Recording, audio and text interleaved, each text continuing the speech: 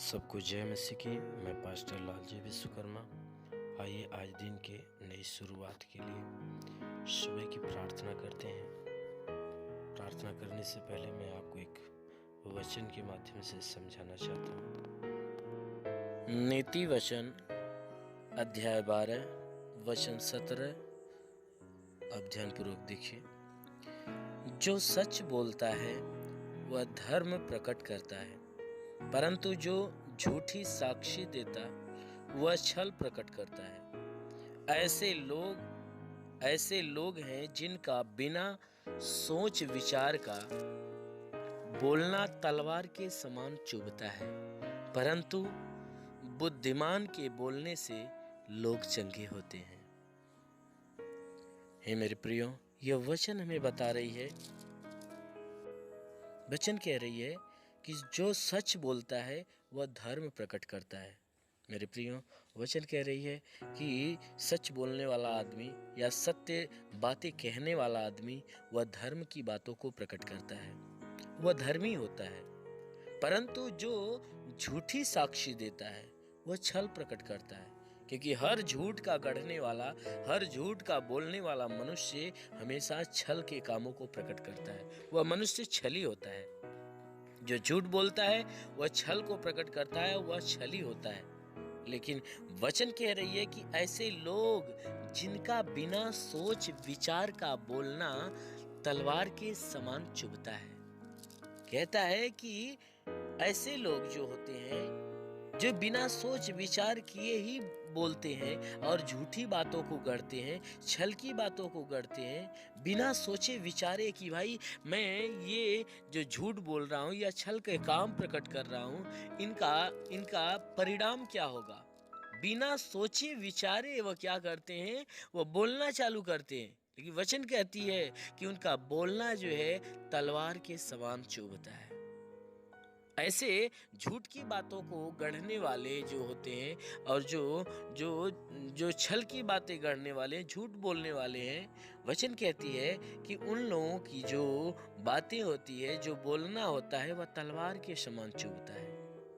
लेकिन वही वचन बता रही है कि जो बुद्धिमान होते हैं, जो धर्मी होते हैं, जो परमेश्वर की दृष्टि में बुद्धिमान, परमेश्वर की दृष्टि में बुद्धिमान वही होते हैं कि जो उसके वचनों पे चलते हैं, जो सत्य से प्रसन्न होते हैं, सत्य को ग्रहण करते हैं और सत्य के मार्ग पे चलते हैं, अर्थात परमेश्वर से प्रेम करते हैं। वचन कहती है परंतु जो बुद्धिमान है, बुद्धिमान के बोलने से लोग चंगे होते हैं। जो धर्मी जन होता है, जो परमेश्वर का लाडला या परमेश्वर का प्यारा जो होता है, जिससे परमेश्वर प्रेम करता है और जो लोग परमेश्वर से प्रेम करते हैं, वचन कहती है कि जब वे लोग बोलते हैं तो जितने बीमार होते हैं, तो जो बीमार होते हैं धर्मी के बोलने से वे बीमार मनुष्य चंगे हो जाते हैं। मेरे प्रियो, ये वचन हमें बता रही है परंतु जब बुद्धिमान बोलते हैं, अर्थात धर्मी लोग जब बोलते हैं, और धर्मी लोग के बोलने से जितने भी पीड़ित होते हैं, बीमार होते हैं, जितने दुख से भरे हुए लोग होते हैं, वचन कहती है कि जब बुद्धिमान बोलते हैं तो उसके बोलने से जितने बीमार लोग होते हैं वे चंगे हो जाते हैं। इसलिए मेरे प्रियो, जब भी आप वचन को सुनते हो या प्रार्थनाओं को लेते हो, अगर कोई धर्मी जन आपको परमेश्वर की वचन को सुनाता है या कोई परमेश्वर का दास परमेश्वर के सुसमाचार को आपको सुनाता है, या परमेश्वर के नाम से या यीशु मसीह के नाम से अगर आपके लिए प्रार्थना करता है, अगर आप विश्वास से उस प्रार्थनाओं को स्वीकार करते हैं, वचनों को स्वीकार करते हैं, तो आपके जीवन में जो दुख होती है, बीमारी होती है, क्लेश होता है, वह सब कुछ नष्ट हो जाता है। हर बीमार चंगा हो जाता है। हर परेशानी से जो भरा हुआ मनुष्य होता है, दुख से भरा हुआ मनुष्य होता है, उसके जीवन के हर दुख, हर परेशानियां उनके जीवन से निकल जाते हैं। इसलिए मेरे प्रियो, आंखों को बंद करिए, मैं हर एक के लिए प्रार्थना करता हूँ।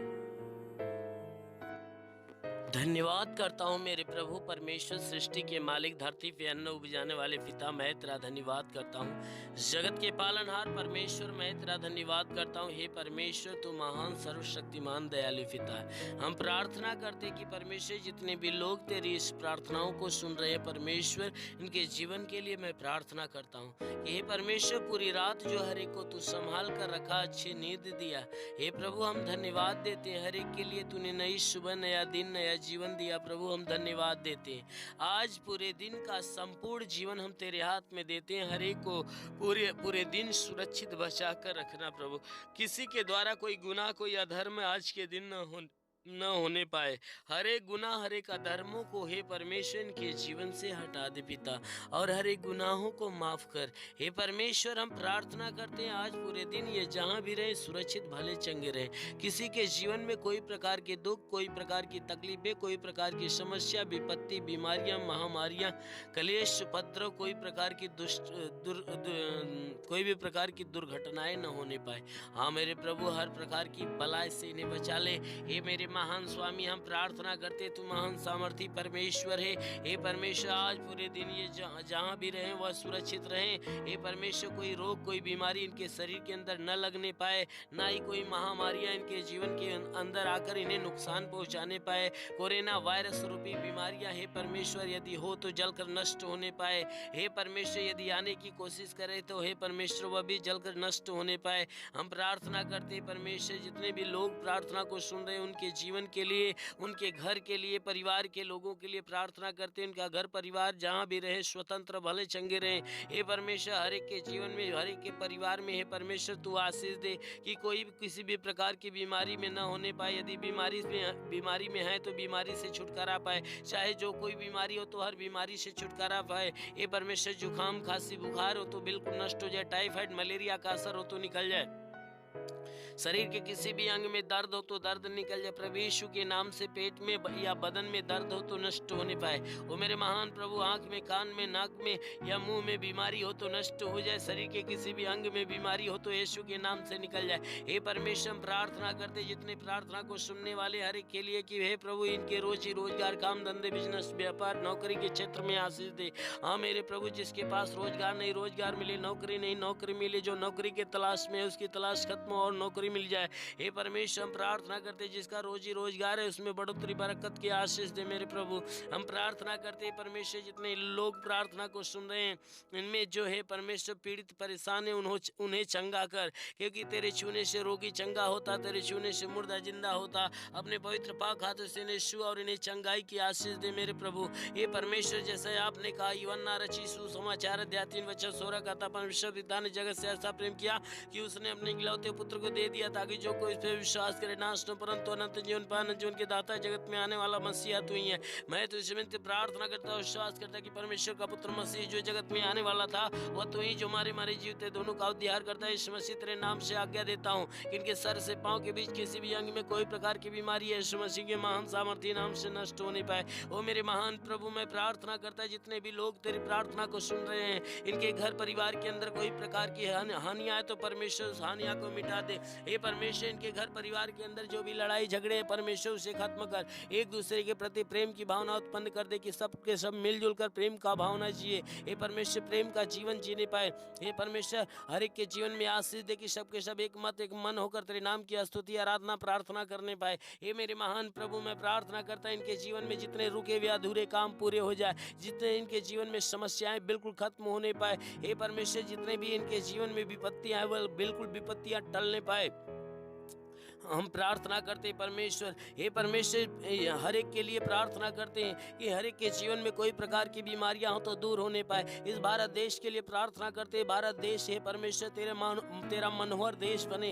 हाँ मेरे प्रभु, इस भारत देश के अंदर जितनी महामारी है यीशु मसीह तेरे नाम से वो सारी महामारियां नष्ट होने पाए। हर कोरोना वायरस को मैं यीशु के नाम से उसके अग्नि के द्वारा जलाकर नष्ट करते हैं। हे परमेश्वर, हर पूरे देश के अंदर जितने कोरोना वायरस है परमेश्वर उन वायरसों को जलाकर नष्ट कर। जितने भी उस वायरस से पीड़ित है परमेश्वर, वह सबके सब चंगे होने पाए। हे परमेश्वर, जिनके अंदर लक्षण हो तो उसका लक्षण नष्ट होने पाए। हे परमेश्वर, हर कोई जो बचा हुआ है परमेश्वर, उनके शरीर के अंदर अपनी अग्नि भर दे, ताकि हे परमेश्वर वह वायरस किसी के शरीर के करीब आने की कोशिश करे तो जलकर नष्ट होने पाए। हर कोई हे परमेश्वर तेरे लहू के सामर्थ्य से भर जाए। 2000 वर्ष पहले कलवरी के क्रूस पे तूने लहू बहाया था, उस सामर्थ्य लहू के द्वारा हर एक को भरपूर कर दे हे परमेश्वर, ताकि उस लहू की सामर्थ्य हर एक के शरीर में समाये। जो कि है परमेश्वर किसी के शरीर के अंदर यदि वायर है परमेश्वर, किसी के शरीर के अंदर वह वायरस घुसने की कोशिश करे तो जलकर नष्ट होने पाए। कोई बीमारी घुसने की कोशिश करे तो जलकर नष्ट होने पाए। हे परमेश्वर, हम प्रार्थना करते हैं हर एक को हर प्रकार की बीमारियों से बचा।